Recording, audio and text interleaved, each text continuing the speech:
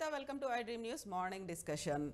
Telangana assembly ప్రభుత్వం ఏర్పడి 20 రోజులు కూడా కాలేదు. అసెంబ్లీలో హాట్ చర్చలు కొనసాగుతూనే కనిపించాయి. ఆస్తులు వర్సెస్ అప్పులు, కౌంటర్లు వర్సెస్ ఎన్కౌంటర్లు, దీంతో పాటుగా శ్వేతపత్రం వర్సెస్ స్వేదపత్రం ఇలా కొనసాగుతోంది. 20 రోజుల కాంగ్రెస్ సర్కార్కి సంబంధించి ప్రతిపక్షమైనటువంటి బీఆర్ఎస్ పార్టీ చేస్తున్నటువంటి ఆరోపణలు కావచ్చు, ప్రభుత్వం విసురుతున్నటువంటి సవాళ్లు, వీటన్నిటికీ సంబంధించి ఈ చర్చలు ఇలాగే కంటిన్యూ అవుతాయా? ఓవరాల్గా వీటిని ఎలా చూడాలి? ఎంక్వైరీలు, దీంతో పాటుగా కోర్టు కేసులు, ఇవన్నీ కూడా ఉండబోతున్నాయా? ప్రస్తుతం మనతో పాటుగా ఉన్నారు కపిలవాయి దిలీప్ గారు, మాజీ ఎమ్మెల్సీ కాంగ్రెస్ పార్టీ నుంచి. అలాగే తాడూరి శ్రీనివాస్ గారు ఉన్నారు, ఎంబీసీ కార్పొరేషన్ మాజీ చైర్మన్. గుడ్ మార్నింగ్ అండి. Good morning. ఎస్ దిలీప్ గారు, ఓవరాల్గా అయితే శ్వేతపత్రం వర్సెస్ స్వేదపత్రం, బీఆర్ఎస్ పార్టీ స్వేదపత్రంతో ముందుకు రాబోతోంది. ఎందుకని కేవలం అప్పుల మీదే మీరు ఫోకస్ పెట్టారు? ఆస్తుల గురించి అసలు ఎందుకు మాట్లాడదలుచుకోలేదు మీరు? ఆస్తులు అనేది వాళ్ళు క్రియేట్ చేస్తే కదా, ఆస్తులు క్రియేట్ చేయడానికి వాళ్ళకి ఆస్కారమే అవకాశమే లేకుండా పోయింది. So many schemes, unproductive assets create చేశారు, చేయలేదని కాదు, కానీ unproductive assets. So factual position ఏంటో పబ్లిక్ తెలవాల్సిన అవసరం ఉంది కాబట్టి శ్వేతపత్రం మీరే చూసారు కదా, అది శాసనసభ సాక్షిగా దాని మీద డిస్కషన్ జరిగింది. సో అప్పులు మొత్తం కూడా అంటే కొన్నేమో రాష్ట్ర ప్రభుత్వం నేరుగా చేయగలిగే అప్పులు ఉంటాయి, కొన్నేమో స్పెషల్ పర్పస్ వెహికల్స్, దాదాపు 17 స్పెషల్ పర్పస్ వెహికల్స్ క్రియేట్ చేసి దానికి రాష్ట్ర ప్రభుత్వం గ్యారెంటీ ఇస్తే దాని ద్వారా లోన్స్ ఉంటాయి. కొన్ని స్పెషల్ పర్పస్ వెహికల్స్ దాదాపుగా 14 ఉన్నాయి. అవేంటంటే ఆర్టీసీ ఇట్లాంటి సంస్థలు అన్నమాట. వాళ్ళు అప్పుడు చేసుకోగలుగుతారు, తిరిగి కట్టగలుగుతారు, వాళ్ళకి ఆదాయం. సో వాళ్ళకి అవి దాని ద్వారా కొంత అప్పుడు అసలు ఏ గ్యారంటీ లేకుండా తీయగలిగే అప్పులు కూడా కొన్ని ఉంటాయి. ఇవన్నీ కలిపి మనం ఎక్స్పెక్ట్ చేయాలి 5 లక్షల కోట్ల అప్పు, 5 లక్షల కోట్ల అప్పు అని మేము చాలా సార్లు అన్నాం. అట్లా కాకుండా 6,71,000 crores అప్పు వచ్చింది. 6,71,000 crores లో ఇప్పుడు ప్రొడక్టివ్ అసెట్స్ అంటే ఎట్లా అంటే, ఇప్పుడు మీరు కాళేశ్వరం మీద పెట్టుబడి పెట్టారు, దాని మీద రిటర్న్స్ వస్తే సంతోషమే, ఎక్కడైనా ఆయకట్టు పెరిగి ప్రొడక్షన్ పెరిగి. కానీ 10 years నుంచి ఇన్సిస్టెంట్ రైన్స్ వాళ్ళు నిజంగా లిఫ్ట్ చేసి డిస్ట్రిబ్యూట్ చేయాల్సిన అవసరం లేకుండానే అన్ని చోట్ల చెరువులు కుంటలని పొంగి వరుసగా 10 ఏళ్ల నుంచి అయితే అతివృష్టిలోనే ఉన్నాం మనం. కాబట్టి దాంట్లో నిజంగా అది లిఫ్ట్ చేసి తీసుకురావాల్సిన అవసరం లేకపోయింది. అందువల్ల అది అన్ప్రొడక్టివ్ అసెట్ అయిపోయింది ఒక 5 years నుంచి కూడా. సో ఇట్లా కొన్నిట్లోనేమో అవినీతి వల్ల, suppose mission Bhagiratha, mission Kakatiya నేనటం కాదు, కాగ్ రిపోర్ట్ లోనే దాదాపు 1000 కోట్ల అవినీతి జరిగింది 2 స్కీముల్లో అని 2016 వాళ్ళు ఇచ్చినటువంటి రిపోర్ట్ లో ఉంది. సో ఇట్లా కొంత అవినీతి వల్ల, కొంత రెగ్యులర్ అసెట్స్ క్రియేట్ చేయకపోవడం వల్ల అప్పుల ఊపిలోకి రాష్ట్రం నెట్టివేయబడ్డది. కాబట్టి అసలు వీటి పరిస్థితి ఏంటి, ఏ డిపార్ట్మెంట్కి ఎన్ని ఉన్నాయి, ట్రాన్స్కో, జెన్కో ఇవి కలిపి 85,000 కోట్ల అప్పు, సివిల్ సప్లైస్ డిపార్ట్మెంట్ లో 56,000 కోట్ల అప్పు. ఇట్లా ప్రతి కార్పొరేషన్ కు లేదా ప్రతి డిపార్ట్మెంట్ కు ఉన్నటువంటి లయబిలిటీ ఏంటి అని తెలుసుకోవడానికే ఈ శ్వేతపత్రం అనేది విడుదల చేయడం జరిగింది. వాళ్ళు శ్వేతపత్రం విడుదల చేయడం తప్పులేదు, వాళ్ళు కూడా ఆల్ టుగెదర్ ఏ పని చేయలేదని మనం ఎవరు అనలేదు కదా. గవర్నమెంట్ అనేది ఇట్స్ ఏ కంటిన్యూస్ ప్రాసెస్, కాస్త కూర్చో మీరు డెవలప్మెంట్ చేయాల్సిందే, సోషల్ సెక్యూరిటీ స్కీమ్స్, సోషల్ అట్లాంటి వాటికి మీరు ఇన్వెస్ట్మెంట్ పెట్టాల్సిందే. సో అదంతా వాళ్ళు శ్వేతపత్రం కింద చూపిస్తారేమో, డెఫినెట్లీ వాళ్ళకి హక్కు ఉంది. కానీ ఇప్పుడు రాష్ట్రం ఉన్నటువంటి పరిస్థితిలో ఇప్పుడు మీకు సింపుల్ లాజిక్ అండి, ఇదంతా కూడా అవసరం లేదు. ఇప్పుడు మీరు తీసుకొచ్చిన అప్పుల్లో ఇంట్రెస్ట్ కట్టడానికి 35% పోతుంది, పెన్షన్లు, శాలరీస్ కి ఇంకో 35% పోతుంది. మీరు శ్వేతపత్రం చూస్తే అర్థమవుతుంది. 70% మీ రాష్ట్ర ఆదాయంలో దీనికి పక్కకు పెట్టిన తర్వాత మిగిలిన 30%లో మీరు ఏ ప్రాజెక్టులు కడతారు, ఏ వెల్ఫేర్ స్కీమ్స్ పెడతారు, ఎక్కడ దళిత బంధు ఇస్తారు, ఓన్లీ 30% ఉంటుంది మీకు ప్రతి సంవత్సరంలో కూడా. సో ఇది ప్రాబ్లం. సో దీన్ని ప్రజలకు అర్థం చేయించడానికే ఈ శ్వేతపత్రం తీసుకొచ్చాను తప్ప వాళ్ళేదో టోటల్ గా జీరో పెర్ఫార్మెన్స్ అనో ఏమీ చేయలేదు అనటం కూడా మా ఉద్దేశం కాదు. ఇప్పుడున్నటువంటి లయబిలిటీస్ ఏంటి, ఏ పరిస్థితిలో రాష్ట్ర ఆర్థిక పరిస్థితి ఉంది అనేది క్లియర్ గా చెప్పడానికే ఆ పత్రం వచ్చింది. సో ఇప్పుడు ఓవరాల్ గా కాంగ్రెస్ ప్రభుత్వం కూడా ఖర్చు పెట్టాల్సిందో, లేకుంటే అప్పుల క్లియరెన్సో, లేకపోతే రాష్ట్రానికి ఆర్థిక ప్రగతి, లేకపోతే చేయాల్సినటువంటి సంక్షేమ కార్యక్రమాలు, వీటి మీద కూడా ఇలాంటి రేషియోనే ఉంటుంది కదా, 30-35 లేకపోతే 30% ఇట్లాగే ఉంటుంది కదా, కాదా? ఉంటుంది, తప్పదు కదా. ఇప్పుడు మీరు తీసుకొచ్చిన అప్పులకైతే వడ్డీ కట్టాలి కదండి. 35% మన అప్పులకు కట్టాల్సిన పరిస్థితి ఉన్నప్పుడు ఎవడు ఊరుకుంటాడు? సో మనం దాన్ని వాయిదా వేసుకోగలుగుతామో, ఇన్స్టాల్మెంట్ అడగలుగుతామో తప్ప you can't get rid of that loan కదా. సో 35 దానికి పోయి పెన్షన్లకు జీతాలకు 35 పోయినాక నేను చెప్పినట్టు 30% ఉంటే ఈ 30లోనే మీరు డెవలప్మెంట్ యాక్టివిటీ అంతా ఉంటుంది, లేదా మీరు అదనంగా అప్పులు చేయాలి. అదనంగా అప్పులు చేద్దామంటే మళ్ళీ మీకు FRBM లిమిట్ కనపడుతూనే ఉంది అక్కడ. 3 to 3.5% మించి చేయడానికి మీరు లేదు. ఆ 0.5% కూడా మీరు వ్యవసాయ పంపులకు మోటార్లు పెడితే తప్ప ఇవ్వమని ఒక కండిషన్ పెట్టినట్టున్నారు. సో అది పెట్టకూడదు అనుకుంటే అసలు క్వశ్చన్ లేదు. అంటే మనం బిల్లులు మనమే కట్టినా, ఫ్రీ కరెంట్ ఇచ్చినా, మీటర్ నెట్ పెడితే రైతులకు భయం ఏర్పడే పరిస్థితి వస్తుంది. అయ్యో లెక్క కడుతున్నారు, నా కరెంట్ ఎంతో, పొద్దున బిల్లు సరైన భయాలకు లోన్ అవుతారు. కాబట్టి అది అవాయిడ్ చేయాలంటే మీకు 3% FRBM లిమిట్ ఉంటుంది. ఇక మిగిలిన పరిస్థితి ఏంటి మరి? కొత్త లోన్ తీసుకుందాం అంటే వీలు కాదు. ఇవన్నీ ఆర్థిక పరిస్థితి మీకు భారంగా ఉన్నప్పుడు ఒక పర్పస్ అదేంటంటే వేస్ అండ్ మీన్స్ కింద ఎప్పటికప్పుడు డే టు డే బేసిస్ మీద కూడా RBI మీకు లోన్ ఇస్తుంది. అది కూడా గతంలో రాష్ట్ర ప్రభుత్వం చూస్తే ఆల్మోస్ట్ మీకు 90% ఎవ్రీడే ఏదో ఒక అప్పు వేస్ అండ్ మీన్స్ ద్వారానో లేకపోతే ఓవర్ డ్రాఫ్ట్ ద్వారానో. ఎక్కడ కూడా సర్ప్లస్ లేదు ఎక్సెప్ట్ 2-3 months తప్ప. ఈ రాష్ట్ర బడ్జెట్ లో సర్ప్లస్ ఉండి మనం ఆ వేస్ అండ్ మీన్స్ అదేమవుతుంది, వేస్ అండ్ మీన్స్ ద్వారా కానీ ఓవర్ డ్రాఫ్ట్ కానీ మీకు రాబడి వచ్చేంత వరకు మీకు ఫెసిలిటీ, RBI ఇచ్చే ఫెసిలిటీ అదనపు వడ్డీ ఉంటుంది దానికి. మామూలుగా మార్కెట్లో మీకు 7% లోన్ వస్తే ఇది 10%, 11% కట్టి తెచ్చుకోవాలి అంటే మళ్ళీ అది అడిషనల్ బడ్డీనే. ఇవన్నీ కూడా రిపేయబుల్ లోన్స్ కదా. సో ఆర్థిక పరిస్థితి అస్తవ్యస్తంగా ఉంది అనడానికి మనం అది చదివితే అర్థమవుతుంది క్లియర్ గా ప్రతి రంగంలో ఏం జరిగింది, ఈ రోజున్న పరిస్థితి అనేది. మేము పార్టీ పరంగా అసెంబ్లీ స్థాయిగానే ప్రజల ముందు ఉంచాం దాన్ని. సో శ్రీనివాస్ గారు, ఓవరాల్ గా అయితే లెక్కలు చూస్తున్నారు, అందులో అప్పులే ఎక్కువ కనిపిస్తున్నాయి, మిగతాదేమో చెల్లింపులు కింద, బకాయిల కింద, వీటి కింద పోతున్నప్పుడు సంక్షేమానికి, ఆర్థిక ప్రగతి కోసం, వీటి కోసం, అభివృద్ధి కోసం అసలు ఏం యూజ్ చేశారు, ఎక్కడ పెట్టారు అనేది మీరెందుకు కేవలం ఆస్తుల మీదే ఫోకస్ పెడుతున్నారు? ఎక్కడ యూజ్ చేస్తాం, ఎందులో పెట్టుబడి పెట్టాం అనేది వీరికి తెలియంది కాదండి. అదంతా కూడా తప్పుల తడక. సరే, వారు ఇచ్చినటువంటి లెక్కలు మీకు డిఫరెన్సెస్ చెప్తాను. సో దిలీప్ అన్న గారు ఉత్పత్తి దాంట్లో పెట్టలేదని చెప్పి మాట్లాడుతూ ఉన్నారు. 42,000 కోట్ల రూపాయలు ఈ రోజు వరకు విద్యుత్ సబ్సిడీ మనం ఇవ్వడం జరిగిందండి.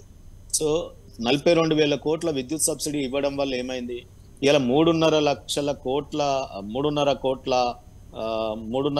కోట్ల టన్నుల పంట ఉత్పత్తులు, వరి ధాన్యాలు మనం పండియగలిగినాం. ఇది లెక్క మనం ఇచ్చింది కాదు కదా, కేంద్ర సర్కార్ ఇచ్చిందే కదా. మీరు ఈ రోజు FCI గోడౌన్లకు వెళ్ళినా తెలుస్తుంది కదా. ఇలా ఆ పంటలు దాచిపెట్టడానికి ఎన్ని గోడౌన్లు కట్టుకున్నావు, ఎన్ని కల్లాలు కట్టినావు, ఈ రకంగా మనం మాట్లాడదాం. గ్రామ ప్రణాళికలో ఎన్ని మనం స్కూల్స్ కట్టినాం, ఎన్ని మీకు ఉదాహరణకు చెప్తాను.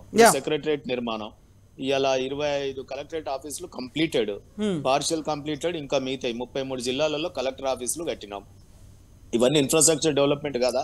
స్కూల్స్ 1,042 స్కూళ్ళు ఇవాళ గురుకుల పాఠశాలలు మనం ఓపెన్ చేసుకున్నాం. ఇవాళ 400 పైచిలకు జూనియర్ కాలేజెస్, డిగ్రీ కాలేజెస్ 100 పైగా. ఇవాళ ప్రతి జిల్లాకు ఒకటి వైద్య విద్యాలయము. ఈ రోజు అదే రకంగా ఒక ఆధ్యాత్మిక కేంద్రం, ఇవాళ ఒక కాళేశ్వరం ప్రాజెక్టు, ఆ పెండింగ్ లో ఉన్నటువంటి కోయిల్ సాగర్, నెట్టెంపాడు, ఇవన్నీ ప్రాజెక్ట్స్, మహబూబ్ నగర్, తర్వాత ఖమ్మంలో ఉన్నటువంటి భక్త రామదాస్ గానీ, మిగతా ప్రాజెక్ట్స్ కానీ, ఇవన్నీ ఎట్లా కంప్లీట్ అయినాయి, ఊరికేనే కంప్లీట్ అయినాయి. మీరు అంటా ఉన్నారు ఈరోజు తెలంగాణ సిద్ధించే నాటికి మనకు 7,000 మెగావాట్లు. ఆనాటి మీ నాయకులే చెప్పారు, కిరణ్ కుమార్ రెడ్డి గారు, చిమ్మ చీకట్లు అయిపోతే తెలంగాణ వస్తే అన్నారు. మరి ఆ చిమ్మ చీకట్లు అన్నటువంటి దాన్ని వెలుగుల తెలంగాణ ఎట్లా చేయగలిగినాం మేము? ఒకసారి ఆలోచన చేయండి మీరు. అది రికార్డెడే కదా. మీ కాంగ్రెస్ పార్టీ ముఖ్యమంత్రి చెప్పిన దాన్ని రివర్స్ అయింది కదా. ఈరోజు ఇవాళ 800 మెగావాట్ల కొత్తగూడెం ప్రాజెక్ట్ కానీ, 600 మెగావాట్ల భూపాలపల్లి కాకతీయ పవర్ ప్లాంట్ కానీ, సెకండ్ స్టేజ్ 1,080 మెగావాట్ల మనుగూరు భద్రాద్రి కానీ, లేదా యాదాద్రి నిర్మాణంలో ఉంది 26,000 మెగావాట్ల యూనిట్. ఇదంతా ఇన్ఫ్రాస్ట్రక్చర్ కాదా? ఇది చెప్పండి, అక్కడ మేము పెట్టుబడే పెట్టలేదా? సో ఇప్పుడు దిలీప్ గారు ఒక మాట అడిగారు. దిలీప్ గారు ఒక క్వశ్చన్ అడుగుతున్నారు మిమ్మల్ని. కాళేశ్వరం ప్రాజెక్ట్ కి సంబంధించి అన్ని వేల కోట్లు ఖర్చు పెట్టారు, కాకపోతే 10 ఏళ్ల నుంచి తెలంగాణలో విపరీతమైనటువంటి వర్షాలు ఉన్నప్పటికీ కూడా ప్రాజెక్ట్ కట్టిన తర్వాత వచ్చినటువంటి లబ్ధి ఎంత, అందులో ఎంత పంట పండింది, లేకపోతే ఎన్ని ఎకరాలకు సాగునీరు అందింది, ఈ లెక్కలన్నీ ఎందుకు అందించలేకపోయింది బీఆర్ఎస్ సర్కార్? ఇప్పుడు వారికి తెలియదు కాదు దిలీప్ అన్నకి, ఎందుకంటే ఆ పార్టీలో ఉన్నారు కాబట్టి ఈ వకాల్తా తీసుకుంటున్నారు. కానీ ఇవాళ ఎలినినో రెండైతే ఉంటాయి కదా. ఇక స్టార్ట్ అయింది కరువు కాలం. కాంగ్రెస్ వచ్చింది, కరువు వచ్చింది, అయిపోయాయి, వర్షాలే లేవు. చూడండి, ఆ రోజు యజ్ఞయాగాదులు ఆ రోజు పడినాయి. దాన్ని కూడా ప్రకృతి దేవుడు సహకరిస్తే కూడా అది. సో వర్షాకాలం ఇంకా రాలేదు కదా, మన శీతాకాలంలోనే ఉన్నాం. లేదు, మన యాసంగి పంటలకు లేవు. ఇప్పుడు వర్షాకాలం మొన్న పడినటువంటి ఇప్పుడు వర్షాకాలం ఫాలోయింగే కదా ఈ చలికాలం. సో ఈ వర్షాకాలంలో వర్షాలే లేవు సరిగ్గా. సో నేనేమంటున్నానంటే మీరు అడుగు పెట్టినారు, వర్షాలు గాయబయ్యారు. రెండోది మీరు ఒకటి గమనించండి, ఇక్కడ కాళేశ్వరం కట్టందే, నేను చెప్పిన అన్ని ప్రాజెక్టులు కంప్లీట్ చేయందే, చెక్ డ్యాంలు కట్టందే, 45,000 కోట్లు పెట్టి మిషన్ కాకతీయ చెయ్యనిదే, చెరువులలో ఎండాకాలంలో కూడా అలుగులు వెళ్ళందే, ఇవాళ ఇన్ని పంటలు పండినాయా? ఎక్కడ 60,000 టన్నులు అండి. నేను ఇవాళ 3.5 లక్షల కోట్ల టన్నుల వరి ధాన్యమే చెప్తా ఉన్నా, ఇంకా వ్యవసాయ పంట ఉత్పత్తులు చెప్పట్లేదు. ఆ రోజు ఎన్ని ట్రాక్టర్లు ఉండే, ఈ రోజు ఎన్ని ట్రాక్టర్లు ఉన్నాయి, ఆ రోజు ఎంత పంట ఈల్డింగ్ అయింది, ఎంత రైతు బీమా మనం ఇచ్చినాం, అవన్నీ లెక్కలు చెప్పమంటారా? ఎక్కడ చూసినా వేలాది కోట్ల రూపాయలే కదా. సో ఇవన్నిటికీ మేము కొంత అప్పు, మీరు ఆల్రెడీ 22,000 కోట్ల తెలంగాణ అప్పులతో వచ్చినటువంటి తెలంగాణ. సో దాంట్లో మీరు ఈ రోజు ఇంత అసెట్స్ క్రియేషన్ చేసి ఒక మంచి బంగారు పల్లెంలో తెలంగాణ ఇస్తే, మీరు అలవి కాని హామీలు ఇచ్చి వాళ్ళని ప్రజల్ని భయభ్రాంతులకు గురి చేసి ఖజానాలో ఏమీ లేదు అందుకే మేము ఇయ్యలేకపోతున్నాం, ఇంకా టైం పడుతుంది అని చెప్పుకోవడానికి ముఖ్యేడు ఉందంటే ఇట్లా చెప్పుకోవడానికి మాత్రమే మీరు ఈ రకమైన కార్యక్రమానికి తెరదీసిరు. మమ్మల్ని బదలాం చేసుకుంటూ మీరు ప్రభుత్వంలో మనుగడ సాగించాలనుకుంటున్నారు, కానీ ప్రజలు ఇప్పుడు ఏం ఎదురు చూస్తున్నారు అనేది మీరు మర్చిపోయారు. ప్రజలు ఓట్లేసి ఈ రోజు ప్రభుత్వం ఏర్పాటైంది, ప్రమాణ స్వీకారం అయిపోయింది, ఇక కలెక్టరేట్ల మీటింగ్లు అయిపోయినాయి, మాకు ఇంటింటికి గ్యాస్ సిలిండర్ వస్తుంది 500 రూపాయలకే, ఇవాళ మహిళలకు 2,500 రూపాయల గురించి ఎదురు చూస్తా ఉన్నారు. ఇవాళ ఆన్ గోయింగ్ సబ్సిడీ స్కీమ్స్ ఏవైతే ఉన్నాయో, పెన్షన్, సీనియర్ సిటిజన్స్ మందులు కొనలేక పాపం చాలా ఇబ్బందులు పడుతున్నారు. ఆ డాటా ఆల్రెడీ మేము చేసి పెట్టినాం కదా. మీరు ఖాళీ ఆడ డబ్బులు వేస్తే ట్రెజరీ నుండి తీసి టింగ్ టింగ్ మన సెల్లల్లో పడతాయి కదా. రైతు బంధు ఆల్రెడీ డాటా ఉంది కదా. ఈ పంటకైతే అయ్యండి, తర్వాత మీరు 10 ఎకరాలకు ఇస్తారా, 20 ఎకరాలకు ఇస్తారా, అది మీ ఇష్టం. వాళ్ళు సావుకారుల చుట్టూ తిరుగుతా ఉన్నారు. యాసంగి ఇప్పుడు నాట్లు పడతా ఉన్నాయి దిలీప్ అన్నకి, ఎంత రైతులు ఇబ్బంది పడతా ఉన్నారు. సావుకారులు ఏమంటారు అంటే, ఒక నెలకు అప్పియ్యే బాబు గవర్నమెంట్ ఇస్తుందట, ఇంకో 10 రోజులు అయితే అంటే, లే మొత్తం 6 నెలల పంటకు కావాల్సిన మిత్తి కడితేనే నేను ఇది ఇస్తా అంటారు. ఆమె ప్రియాంక గాంధీ గారు, రాహుల్ గాంధీ గారు ఏం చెప్పినారండి, మేము 2 లక్షల రుణమాఫీ రాగానే ఇస్తాం, మీరెవ్వరు అప్పులు కట్టకూరు అని చెప్పారు రేవంత్ రెడ్డి గారు. కరెంటు బిల్లులు కట్టకానే ఇవాళ రైతులందరూ ఆ 2 లక్షల రూపాయలు రుణమాఫీ కాకపోయి బ్యాంకు వాడు రుణం ఇస్తలేడు, షావుకారేమో 6 నెలల మిత్తి ఇస్తేనే ఇస్తా అంటాడు, మీరేమో రైతు బంధు వేయరు. ఈ రైతు బంధు వేయడానికి ఏమడ్డం వచ్చింది? మేము ఇస్తామంటే ఎలక్షన్ ముందు మీరు పోయి ఎలక్షన్ కమిషన్ కు ఆప్తిరి. సో ఇన్ని రకాల అసలు ఏంది ఇది? కాంగ్రెస్ పార్టీ రైతులు ఉన్నారు అక్కడ, ఇక్కడ ఓన్లీ మేమే ఉన్నామా? మమ్మల్ని బదలాం చేసే పనే ఉందా మీకు? దిలీప్ గారు గెలిపించిన తర్వాత కూడా ఇంకా కేవలం బీఆర్ఎస్ పార్టీని లేకపోతే అక్కడ గతంలో సర్కార్ని వాళ్ళు చేసిన అవకతవకలు వీటి మీదనే ఫోకస్ పెడుతున్నారు. వాళ్ళని బదనాం చేయడమే ఏకైక లక్ష్యమా? మ్యూట్ అయిందండి. ఇన్ని చెప్పేసరికి మ్యూట్ అయిపోయింది. హామీలు 2 ఆల్రెడీ ఇంప్లిమెంట్ అయినాయి. వీళ్ళకి 100 days లోపల చేస్తామని మా క్యాబినెట్ చెప్పింది. మా క్యాబినెట్ సో 2 కంప్లీట్ గా కాలేదు కదా దిలీప్ గారు. దాంట్లో ఉన్నటువంటి సబ్ కేటగిరీలు అనుకుంటాను కదా ఒక్కో గ్యారంటీ స్కీమ్ కి సంబంధించి. అంటే మహిళలకు సంబంధించి అయింది అమ్మా, ఓన్లీ గ్యాస్ సిలిండర్స్ అనేది రావాలేమో, బట్ దాంట్లో ఏ ప్రాబ్లం లేదు కదా. 2 అయితే ఇంప్లిమెంట్ అయినట్టే. దిలీప్ అన్న ఎన్నికల ప్రసంగంలో ప్రియాంక గాంధీ గారు ఏమన్నారు? మేము గెలిచిన 24 గంటల లోపు మహిళలకి ఇది చేస్తామన్నారు, మోపెళ్ళు ఇస్తామన్నారు, నిరుద్యోగ వృత్తి 4,000 కదా. రాహుల్ గాంధీ గారు ఏమన్నారు? మొదటి క్యాబినెట్ లోనే మేము ఇవన్నీ చేస్తామని చెప్పినారు, మేము ప్రకటించిన 6 గ్యారంటీలు. ఇప్పుడు 100 రోజులు అంటున్నారు. శిశుపాలుడి తప్పులకు 100 రోజులు అడిగినట్టు ఇలా 100 రోజులు ఆపితే రైతు బంధు వద్దా? యాసంగి పంటకి ఇలా పెన్షన్ వద్దా? ఇవి చెప్పండి. 100 days దానికే కదా. ఇది కూడా మీరు అన్నట్టు రైతులకు సంబంధించి ముందే ప్రియారిటీ కింద టేకప్ చేసిన తర్వాతనే మిగిలిన వాటిని టేకప్ చేస్తాం. ఇప్పుడు అసలు ఏంటి పరిస్థితి, ఎక్కడున్నామనేది మాకైనా అర్థం కావాల్సిందే, ప్రజలకైనా అర్థం కావాల్సిందే. అక్కడి నుంచే ముందుకు పోవాలి కదా. దానికి సంబంధించిన మార్గాలు పొలిటికల్ సిస్టమ్ లో లెజిస్లేచర్ ఏం చేస్తారు చెప్పండి? వాళ్ళు ఎగ్జిక్యూట్ చేయాల్సింది. మీరు గతంలో ఇచ్చిన హామీలు ఏమి ఇంప్లిమెంట్ చేశారు? డబుల్ బెడ్రూమ్ అన్నారు, కొంత మొదలుపెట్టి ఆపేశారు. దళిత బంధు అన్నారు, మొదలుపెట్టి ఆపేశారు. ఎన్ని రకాల స్కీములు మీరు స్టార్ట్ చేసి మధ్యలో చేసిన ఎన్ని లేవు. మీరు బీసీ బంధు అన్నారు, మొదలుపెట్టి వదిలేశారు. ఇట్లాంటివన్నీ మైనారిటీకి సంబంధించిన లోన్స్ కూడా మొదలుపెట్టారు. మీరు కూడా ఒక్క నిమిషం శ్రీనివాస్ గారు, లక్షలాది అప్లికేషన్స్ ప్రతి దాంట్లో, డబుల్ బెడ్రూమ్ కావచ్చు, లేకపోతే దళిత బంధు కావచ్చు, బీసీ బంధు కావచ్చు, మైనారిటీ బంధు కావచ్చు, వీటన్నిటి కూడా లక్షలాది అప్లికేషన్స్ ఉంటే మీరు ఈవెన్ 0.1% కూడా దాన్ని డిస్ట్రిబ్యూట్ చేయలేకపోవడానికి కారణం ఆర్థికంగా పీపై ఉన్నటువంటి ఒత్తిడి, మీకు ఇబ్బంది, మీకు లోటు ఉండటమే లే కదా. ఆ ప్రాబ్లం మీరు కూడా ఫేస్ చేస్తారు. ఓన్లీ థింగ్ ఈజ్ మీరు దాన్ని ఒప్పుకోకుండా ప్రతి స్కీమ్ను ఇంకో కొత్త పేరుతో ఇంట్రడ్యూస్ చేసి తప్పించుకునే ప్రయత్నం చేశారు తప్ప ఏది కూడా చివరికంటా మీరు కంప్లీట్ చేసే స్కీమ్ లేనే లేదు. ఓన్లీ థింగ్ ఈజ్ అది రియలైజ్ అయ్యే కదా ప్రజలు ఈ రోజు మళ్ళీ అధికారం తప్పించి మాకు అధికారం అప్పచెప్పారు కాబట్టి మేము పోయేదేదో ప్రాక్టికల్ గా పోదాం అనుకుంటున్నాం. ఎగ్గొట్టే ఆలోచన మాకేం లేదు. ఏంటి వేస్ అండ్ మీన్స్ అంటే అదే కదా ఉన్న పరిస్థితి ఏంటి, దీన్ని ఎట్లా ఓవర్కమ్ కావాలి, సో ఏది ఎక్కడి నుంచి డైవర్ట్ చేయాలి, ఏ స్కీమ్ కు ప్రాధాన్యత ఇవ్వాలి, మీరు ఏంటో చూసుకోవాల్సిందే. ఇప్పుడు మేము ఇవాళ పేపర్లో కూడా వచ్చింది చూడండి, ఏవైతే ప్రాజెక్టులు మీరు వదిలేశారో ఏది గ్రావిటీ ద్వారా నీళ్లు రాలి ఏఎంఆర్ ప్రాజెక్ట్ ఉంది, ఎలిమినేటి మాధురెడ్డి ప్రాజెక్ట్ ఉంది, SLBC సెంటర్. దాన్ని ఆ ప్రాజెక్టుకు మీరు ఒక నేను అనుకుంటా ఒక 100 crores 500 crores ఖర్చు పెడితే గ్రావిటీ ద్వారా వాటర్ వస్తుంది. SLBCలో 5 మోటార్లు లిఫ్ట్ చేసే అవసరమే రాదు. కడ లిఫ్ట్ చేసినా కూడా లాట్ ఆఫ్ మెయింటెనెన్స్, ఎలక్ట్రిసిటీ ఖర్చు అవుతుంది. సో మీరు దాని మీద పెట్టిన ఫోకస్ 100 కోట్లు 200 కోట్లు. ఇప్పుడు బ్రాహ్మణ వేలంల ప్రాజెక్ట్ ఉంది నల్గొండలో, 100 crores ఇస్తే ప్రాజెక్ట్ కంప్లీట్ అయ్యేది. 900 ఖర్చు పెట్టారు, 100 ఇవ్వడానికి దాదాపు మీరు 10 ఏళ్ళు ఇవ్వలేకపోయారు దాన్ని. సో ఇవన్నీ ఇట్లాంటి ప్రాజెక్ట్ కంప్లీట్ చేస్తే గ్రావిటీ ద్వారా వచ్చేటువంటి వాటర్ కూడా చాలా సందర్భాల్లో ఉంది. సో ఇవన్నీ సో ఇప్పుడు శ్రీనివాస్ గారి దగ్గర నుంచి ఒక క్వశ్చన్ ఏంటంటే, మీరు ఆల్రెడీ గ్యారంటీ స్కీమ్లని అమలు చేస్తాము అనే ఒక టార్గెట్ పెట్టుకున్నారు.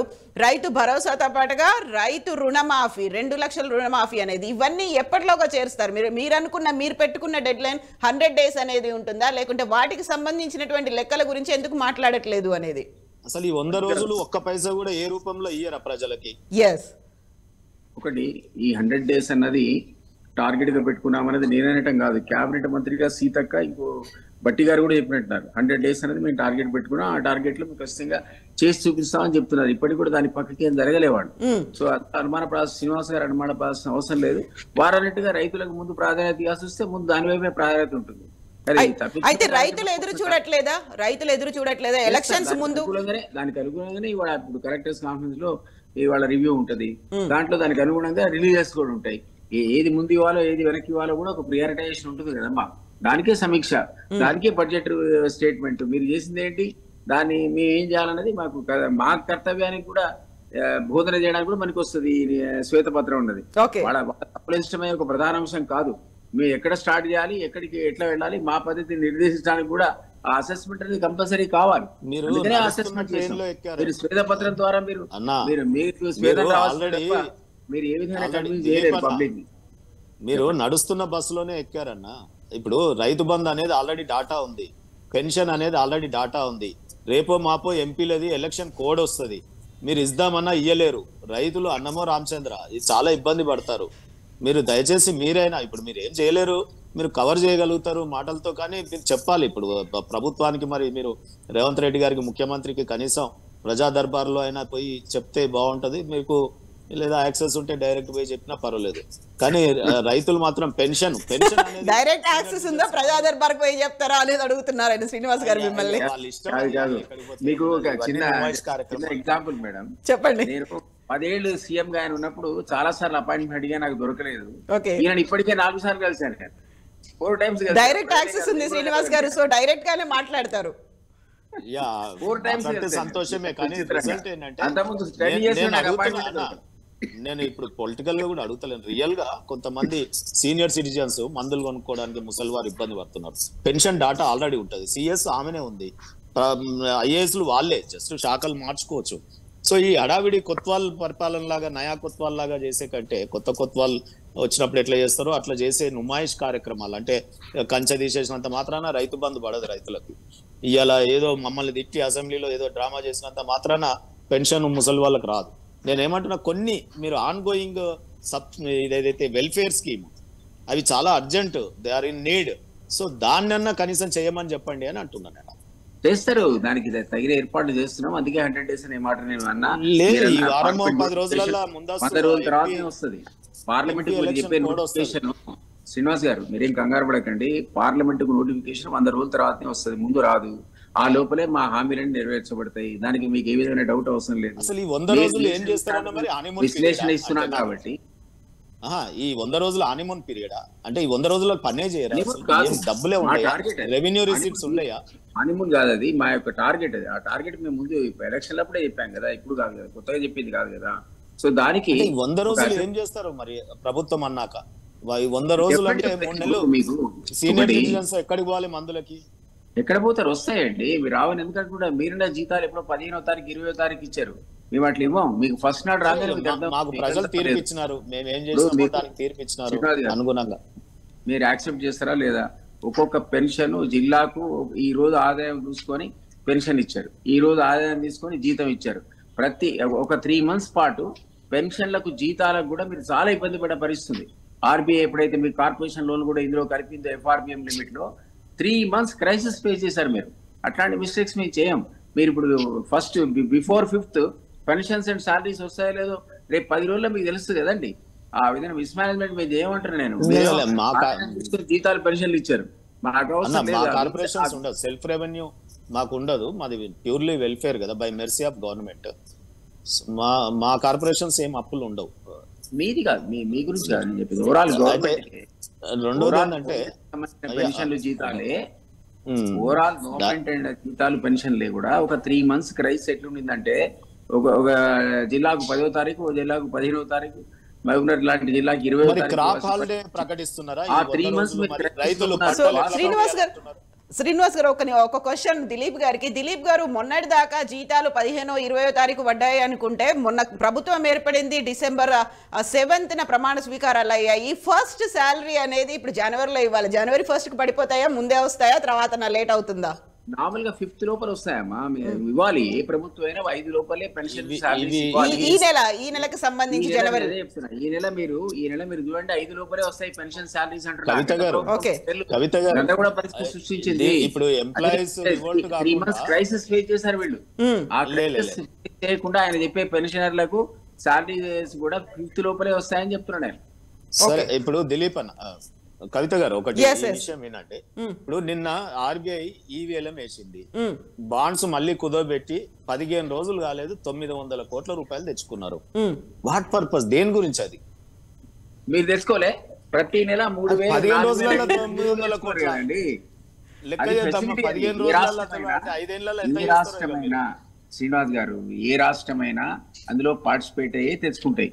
అవసరాన్ని బట్టి ఎందుకు తప్పు పడుతున్నారు? అప్లై అది ఆర్బీఐ ఇచ్చే ఫెసిలిటీ. అది మీకు అప్పుడున్న అవసరాన్ని బట్టి మీరు పార్టిసిపేట్ అవుతారు. ఒక రాష్ట్రం అవుతుంది, ఒక రాష్ట్రం కాదు.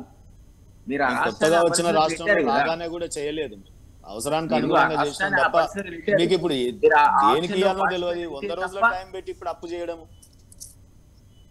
అది ఆ ఫెసిలిటీ అనేది ప్రతి రాష్ట్రానికి ఉంటుంది. మీరు అందులో పార్టిసిపేట్ కావచ్చు.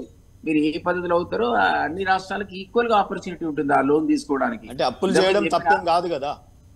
తప్పని అనట్లేదు, అది ఎవరైనా పార్టిసిపేట్ అవుతారు. మీరు కూడా గతంలో నెలకు 3,000 కోట్లు 4,000 కోట్లు తీసుకుంటే తప్ప ఒక్కొక్క సందర్భంలో పెన్షన్ లేని పరిస్థితి కూడా వచ్చిందని నేను దాని గురించే అక్కడ నుంచి తీసుకొచ్చి మీరు పెన్షన్స్ అండ్ సాలరీస్ ఇచ్చారు. ఎవరికైనా ఫెసిలిటీని ఆర్బీఐ ఇచ్చినప్పుడు తెచ్చుకుంటారు కదా, ఏ రాష్ట్రమైనా తెచ్చుకుంటారు. అందులో మనం ప్రత్యేకంగా మీరెందుకు తెచ్చుకున్నారు 900 crores అంటే ఎట్లా? మీరు కూడా తెచ్చుకున్నారు 3,000 ఒకసారి, 5,000 ఒకసారి, ఎన్ని సందర్భాలు తెచ్చుకున్నారు మీరు అట్లా మన బాండ్స్ కుదవబెట్టి. మీరు అప్పు చేయకుండా పరిపాలన చేస్తామని చెప్తా ఉన్నారు కదా మీ సీఎం గారు. వచ్చిన 15 రోజులు కాలేదు ఇంకా. మీరు తెచ్చిన అప్పుల కోసం 30% అది కట్టి ఇంకో 30%. అయితే దిలీప్ గారు సేమ్ కదా, 10 ఏళ్లలో వాళ్ళు అప్పులు తీసుకొచ్చారు అనుకున్నప్పుడు 20 రోజులు కూడా కాలేదు, మీరు అప్పులు తీసుకొచ్చారన్నప్పుడు సేమ్ అప్పులకు సంబంధించి వడ్డీలు అనేవి ఇవన్నీ కూడా ఉంటాయి కదా అనేది శ్రీనివాస్ గారి వాదన. నేనేమంటున్నా అంటే స్టెబిలైజ్ కావడానికి ఇనిషియల్ గా ఆ ప్రాసెస్ ని ఎవరు అవాయిడ్ చేయలేరు. ఎందుకంటే మీకు ఇంతకుముందు వారే అన్నట్టు కొన్ని కంపల్సరీగా అది ఆరోగ్యశ్రీ కావచ్చు, లేకపోతే ఫీ రీయింబర్స్మెంట్ కావచ్చు, లేదా రైతులకు సంబంధించినది కావచ్చు, పెన్షన్ కావచ్చు, వీటినైతే ముందు మీరు ఎక్కడి నుంచి చేస్తారో అనవసరం, అది ముందు పేమెంట్ కావాలి, లేదా అది పాండమోనియం క్రియేట్ అవుతుంది. సో ఆ తర్వాత స్టెబిలైజ్ చేయాలి. ఇదివరకు వాళ్ళు చేసిన తప్పులు చేయకుండా జాగ్రత్తగా మీరు బేస్ అండ్ మీన్స్ పొజిషన్ చూసుకొని స్టెబిలైజ్ చేసి మీకు రిటర్న్స్ వచ్చే పద్ధతిలో మీ ఇన్వెస్ట్మెంట్ లాంగ్ టర్మ్ ఇన్వెస్ట్మెంట్ చేస్తే ఎక్కడైతే రిటర్న్స్ వస్తాయో అట్లాంటి అసెట్స్ క్రియేట్ చేస్తే క్రమక్రమంగా 1 or 2-3 years లో మీరు స్టెబిలైజ్ అవుతారు. ఆర్థిక వనరులు సమకూర్చుకోవడానికి రాష్ట్ర ప్రభుత్వాలు అన్ని కూడా ప్రయత్నాలు చేస్తాయి. ఆ ప్రయత్నాల్లో మేము కూడా ఇప్పుడు జస్ట్ స్టార్టెడ్ ఎంత 23 days కూడా కాలేదు. So we are making an effort. ఇదంతా వీళ్ళు చేసిన గందరగోళం చేయకుండా స్ట్రీమ్ లైన్ చేయడానికి కదా ఈ ప్రయత్నం అంతా. సో మీరు శ్వేతపత్రం అన్నారు, బీఆర్ఎస్ శ్వేతపత్రం అంటోంది. మీరు కేవలం అప్పుల మీద ఫోకస్ పెట్టారు, బీఆర్ఎస్ ఏమో పెంచినటువంటి ఆస్తులు, అక్కడ ఏవేవైతే ప్రజల కోసం అభివృద్ధి సంక్షేమ కార్యక్రమాలు చేపట్టారో వీటన్నిటి మీద ఫోకస్ పెట్టబోతోంది. సో ఈ వార్ ఆఫ్ వర్డ్స్ అనేవి ఇట్లాగే కంటిన్యూ అవుతుంటాయా? కాదు, నాకు ఒక విషయం చెప్పండి, ఎక్కడ వాళ్ళ అసెట్స్ క్రియేట్ చేసింది? ఏ అసెట్ అండి? నేను ఇంతకుముందు అయిపోయి కాళేశ్వరం మరి క్రియేట్ చేశారు, వాడుకోవడానికి అవసరం లేకుండా వర్షాలు పడ్డాయన్న. మీరు దాని వడ్డీ మీరు కట్టలేని పరిస్థితిలో ఈ రోజు ఈ రాష్ట్ర ప్రభుత్వం వచ్చింది. అది కూడా మీరు వడ్డీ తెచ్చిందే కదా, 97,000 crores మీరు దాని రకరకాల ఇన్స్టిట్యూషన్ తెలిసి అప్పు తీసుకొచ్చి కట్టారు దాన్ని. దాని రిటర్న్స్ రావాలంటే ఆయన ఆయకట్టు పెరిగిందంటే దాని వల్ల ఒక్కదాని వల్ల పెరిగింది కాదు కదా, వర్షాలు విపరీతంగా ఉండి కూడా ఆయకట్టు పెరిగే సందర్భం ఉంది కదా. మిషన్ కాకతీయ వల్ల పెరిగింది, లాట్ ఆఫ్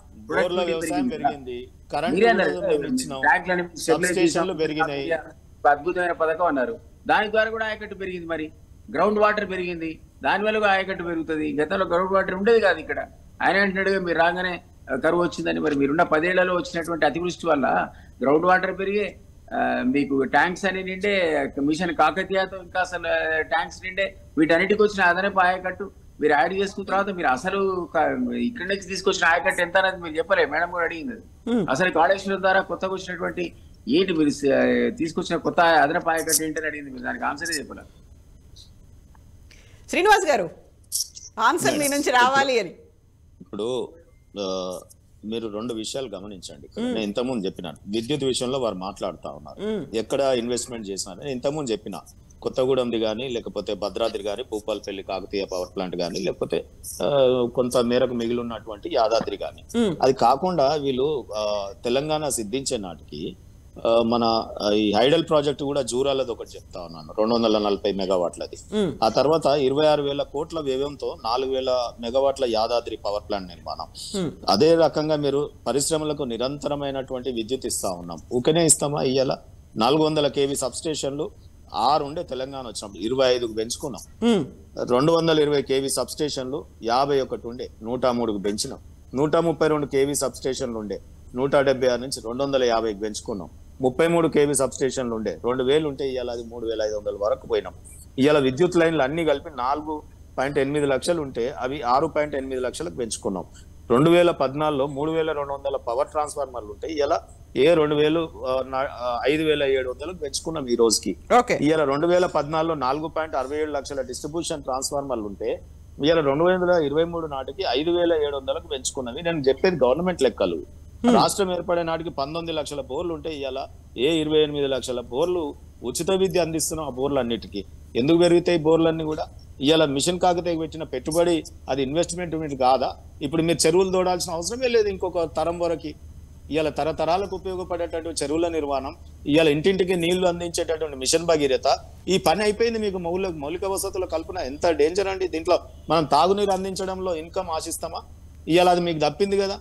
ఇవాళ ఎక్కడ ధర్నాలు ఉండే తాగునీళ్ళు దొరకలేదని ఎండాకాలంలో కూడా అది మీకు అడ్వాంటేజే కదా. ఇవాళ 24 గంటల విద్యుత్ ఏ రకంగా చేయాలని అంత సిస్టమైజ్డ్ చేసి పెట్టినాం. మీరు ఆ వచ్చిన దాన్ని కంటిన్యూ చేస్తే చాలు. మీరు బటన్ కూడా ఎక్కడ ఇప్పుడు 24 గంటలు కరెంట్ ఎట్లా వస్తుందో అట్లా అదే అధికారులతో అట్లనే కంటిన్యూ చేపిస్తే అయిపోతుంది. ఇవాళ రైతు బంధు కూడా అదే డాటా ఉంది, అట్లనే వేయొచ్చు అని చెప్తున్నా. మేము ఎన్నికల ముందే వేద్దామని రెడీ పెట్టినాం కదా, డబ్బులు ఎక్కడ పోయినాయి అని అడుగుతున్నాం. ఇవాళ 900 కోట్లు తెచ్చిరు, మీరు ఎక్కడ ఇన్వెస్ట్మెంట్ చెప్తారు? ఏ ఇన్ఫ్రాస్ట్రక్చర్ గురించి తెచ్చిరు? ఏం చేస్తారు చెప్పండి మీరు? సో దిలీప్ గారు రేపు భూములు అమ్మకుండా చేస్తారా చెప్పండి మీరు? ఈ రకంగా మీరు అన్ని చెప్దామంటే చెప్దాం. ఆ రోజు 8,000 ఎకరాలు సాగులోకి ఉండే, ఎన్ని వ్యవసాయ ఉత్పత్తులు ఎన్ని టన్నులు వండింది మీరు టైం ఇస్తే లెక్కలు. ఎందుకంటే కొద్దిగా బోరింగ్ ఉంటుంది, మళ్ళా ఛానల్ అందరు చూడాలి కాబట్టి అది శ్వేతపత్రాల్లో వాటిలలో వచ్చేస్తుంది కాబట్టి.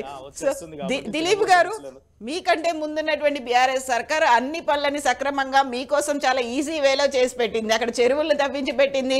ఎవ్రీ జిల్లాలో ఒక మెడికల్ కాలేజీలు కావచ్చు, సమీకృత భవన సముదాయాలు కావచ్చు, వీటన్నిటిని నిర్మించింది. And mission Kakatiya, mission Bhagiratha, ఇవన్నీ చాలా ఈజీ వే, మీకు ఈజీ పాత్ చూపించిన తర్వాత ఇప్పుడు వచ్చి మీరు పరిపాలన చేయడం అనేది యాజ్ ఇట్ ఈస్ గా ఉన్నదాన్ని కొనసాగించవచ్చు కదా అనేటువంటి క్వశ్చన్. మీరు ఎందుకని కోర్టులకు వెళ్తున్నారు, లేకుంటే ఎందుకని ఎంక్వైరీలు చేయాలనుకుంటున్నారు? 2014లో 72,000 కోట్ల అప్పుతో ప్రారంభమైన వీళ్ళ పరిపాలన చివరికి 2024కు మాకప్పచెప్పే టైం 2023 కల్లా వచ్చే వరకు 6,71,000 కోట్ల అప్పుకు వచ్చారు. 74,000 నుంచి 6,71,000 crores వచ్చిన తర్వాత లయబిలిటీ ఎంత పెరిగింది అంటారు. నేను అదే కదా మనం ఉండేది 35% మీరు అప్పటికే కట్టాల్సిన పరిస్థితి. అంత లక్షల కోట్ల అప్పు తీసుకొచ్చిన తర్వాత ఇది చేసాం అది చేసాం కూడా చెప్పుకోకపోతే ఏం లాభం? వీడి తిన్నారని అలా మనం సో డెఫినెట్లీ ఆ మాత్రం అంత రేంజ్ లో ఎక్కడ విపరీతమైన అప్పులు తీసుకొచ్చి మీరు క్రియేట్ చేసిన అసెట్స్ అన్నది ఈ రోజు లయబిలిటీ అవుతున్నాయి కదా. అవి నేను కాదని అనట్లే. మీరు ఎలక్ట్రిసిటీ మీద ఇప్పుడు అంతకుముందు మన ప్రొటెక్టెడ్ వాటర్ సప్లై స్కీమ్స్ ఈ ఊరూరా ఉండేవి. నీళ్లు తాగకుండా ప్రజలు బతికారా? లేకపోతే ట్యాంకులు లేకుండా వ్యవసాయం జరిగిందా? లేకపోతే మీరు స్టెబిలైజ్ చేసి ఉండొచ్చు, ఇంక్రీజ్ చేసి ఉండొచ్చు, కానీ అది ఏమీ లేదు. మొత్తానికి నీళ్లు మొదటిసారి ఇప్పుడే మీరే తాగిస్తున్నారని చెప్పుకుంటే ఎట్లా? అట్లాంటి మరి free current Rajasekhara Reddy period లో ఇచ్చారు. ఆరోగ్యశ్రీ ఆయన ఉచితంగా అందరికీ ట్రీట్మెంట్ చేసే పద్ధతి ఆయన ప్రవేశపెట్టిందే. ఈ ₹2 కిలో బియ్యం మీరేమి సబ్సిడీ ఇవ్వట్లేదా? కేంద్ర ప్రభుత్వం ₹30 ఇస్తే మీరు రూపాయి సబ్సిడీ, ₹2 సబ్సిడీ ఇస్తున్నారు. ఇవన్నీ కూడా రకరకాల స్కీమ్స్ ఆల్రెడీ ఇన్ వోగ్ ఉన్నాయి కదా. మరి కొత్తగా వీళ్ళు కనిపెట్టే స్కీమ్లు ఏమైనా ఉంటే దళిత మంది కనిపెట్టారు, ఆపేశారు. 10 మందికి ఇచ్చి డబుల్ బెడ్రూమ్ మొదలు పెట్టారు, 10,000 మందికి ఇచ్చి ఆపేశారు. దళితకు 3 ఎకరాలు ఇస్తున్నారు, 8,000 మందికి ఇచ్చి ఆపేశారు. ఈ స్కీములన్నీ ఏదో అరచేతిలో స్వర్గం చూపించడం, మధ్యలో ఎత్తేయడం, ఎప్పుడు జరిగే స్కీముల కోసం డబ్బులు ఇవ్వడానికి వీళ్ళకి సరిపోతా ఉండే. కొత్తగా తీసుకొచ్చిన అప్పులన్నీ కూడా ఇట్లాంటి అసెట్స్ ఏవైతే ఉన్నాయో అన్ప్రొడక్టివ్ అసెట్స్ క్రియేట్ చేశారంటున్నా నేను. లక్షలాది కోట్ల అప్పులు తీసుకొచ్చి మీరు క్రియేట్ చేసిన అసెట్స్ వల్ల కాస్త కూసో 10%, 20% ప్రాఫిట్ ఉంటే ఉంది కానీ, బట్ ఆ అప్పులు ఎవడు కట్టాలి? ఇప్పుడు అంతకుముందు ఒక పద్ధతి ప్రకారంగా వేస్ అండ్ మీన్స్ చూసుకుంటూ 74,000 crores అప్పు ఉంటే మహా అయితే మీరు 1,00,000 కోట్లు, 1,50,000 కోట్లు పెంచాల్సి ఉంటాయి.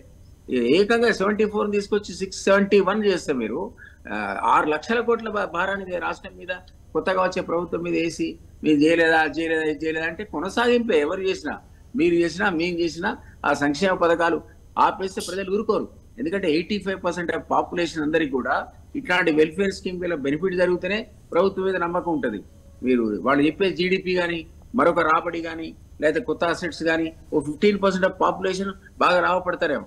కానీ 85% పాపులేషన్ యొక్క జీవన స్థితులు ఈ రోజు ఎట్లున్నాయి, జీతాల పరిస్థితి ఎట్లుంది, వాళ్ళు నిజంగా కూడా వాళ్ళ లైఫ్ వాళ్ళ యొక్క లైఫ్ స్టైల్ ఎట్లా మారింది ఇప్పుడు, అవన్నీ కూడా మన పరిగణనలో తీసుకుంటే పెద్దగా కన్సిడరబుల్ స్టేజ్ లో పెరిగినట్టు మీకు అనిపిస్తుందా? మీరు మన కూరమనేని సాంబశివరావు ఇచ్చాడు స్టాటిస్టిక్స్, రియల్లీ సర్ప్రైజ్. జనరల్ గా అట్లుంది పరిస్థితి. గ్రామాల లోపల కూరగాయలు అమ్ముకునేవాడు డబుల్ ఇన్కమ్ వస్తుందా, లేకపోతే టీ అమ్ముకునేవాడికి డబుల్ ఇన్కమ్ వస్తుందా? ఇవన్నీ కూడా ఓవరాల్ గా లాంగ్ టర్మ్ లోపల రిటర్న్స్ వచ్చి ఆర్థిక ప్రజల యొక్క కొనుగోలు శక్తి పెరగాల్సిందే మీరు అసెట్స్ క్రియేట్ చేస్తే. కానీ ఒక్కసారిగా గణనీయంగా మనకు చెప్తారు కదా, జీడిపి పెరిగింది, అది పెరిగింది, ఇది పెరిగింది అంటే అంబానీ ఆదాయం, మీ ఆదాయం, నా ఆదాయం యావరేజ్ తీసి కామన్ మ్యాన్ కూడా అంతే ఆదాయం వస్తుంది, సంవత్సరానికి వాడు 3.5 లక్షలు వస్తుందంటే నిజం అది? ఇప్పటికి కూడా వాడి ఆదాయంలో గణనీయమైన మార్పు ఉండదు. అది గ్రాడ్యువల్ గా వస్తుంది. గ్రాడ్యువల్ గా పర్చేస్ పవర్ అనేది ప్రజలకు పెరుగుతుంది తప్ప వీరు అన్నట్టుగా వీళ్ళు అరచేతిలో చూపించిన స్వర్గం అనేది అక్కడ ఏమి క్రియేట్ కాలే. తెలంగాణ ఇప్పటికి కూడా అట్లే పరిస్థితిలో ఉంది, అదే పేదరికంతో ఉంది. 3 లక్షల మంది ఇప్పటికి కూడా పేదరికంలో పాపం పునారిల్లుతున్నారు. వాళ్ళందరి వెల్ఫేర్ కోసం మనం గతంలో చేసిన ప్రభుత్వాలు చేసిన పనే మీరు కూడా కొనసాగింపు చేశారు. మరి కాస్త ఎక్కువ అప్పులు చేశారు. ఆ ఎక్కువ అప్పులు అన్ప్రొడక్టివ్ ఇన్వెస్ట్మెంట్ వల్లనే ఈరోజు రాష్ట్రం అనేది ఈ విధమైనటువంటి పరిస్థితికి నెట్టివేయబడింది. సో దిలీప్ గారు, ఇప్పుడు ఎంతైతే సంక్షేమ కార్యక్రమాలు వీటన్నిటి మీద ఫోకస్ పెట్టిందో అభివృద్ధి కూడా చేసింది కదా. దీనివల్లే అక్కడ మీరు చెప్తున్నటువంటి అప్పుల లెక్కలు కనిపిస్తున్నాయి, అవన్నీ కూడా ప్రజల కోసమే చేశాయి అనేది కదా బీఆర్ఎస్ వాదన. అంటే ఒకటమ్మా, నేను అనటం